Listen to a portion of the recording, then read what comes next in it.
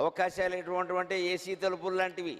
AC తలుపులు చూడండి, మనం రాగానే వెనకాల మూసుకుపోతూ ఉంటాయి. మామూలు తలుపులు అయితే మనం వెయ్యాలి, ఏసీ రూమ్ తలుపులు మనం వేయక్కల, మన వెనకాల మూసుకుపోతూ ఉంటాయి. జీవితంలో కొన్ని అవకాశాలు ఏసీ తలుపులు లాంటివి, వెంటనే అందుకోవాలి, లేకపోతే మూసుకుపోతాయి. దానికి ఇంక ముహూర్తాలు చూసి ఆలస్యం చేసామంటే ఉద్యోగాలు పోతాయి, మంచి సంబంధాలు తప్పిపోతాయి, మంచి అవకాశాలు పోతాయి. ఏసీ తలుపులు లాంటి అవకాశాలు ఉంటాయి, వెంటనే అందుకోవాలి, నీ వెనకాలే మూసుకుపోతాయి. అలాంటి అవకాశం ధర్మరాజు అర్జునుడి కోసం వదులుకున్నాడు. చిత్రం ఏం జరిగిందంటే 4 గంటల కర్ణుడికి ధర్మరాజు దొరికాడు. మరి అలాగే ఉంటుంది యుద్ధం. ఆయనకి మురిచిపోయాడు కానీ చచ్చిపోలేదు కదా, ఓ దెబ్బేస్తే పోయేవాడు.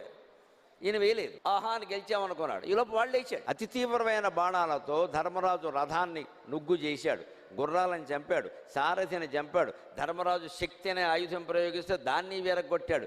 చివరికి ధర్మరాజును విరధుణ్ణి చేసి ఆయుధహీనుని చేసి నిలబెట్టాడు. ఏమీ చేయలేక ధర్మరాజు శిబిరానికి పారిపోయాడు. ఇది భారతం, ఇది జీవితం. ఒక్క అరగంటలో దృశ్యం మారిపోయింది మొత్తం.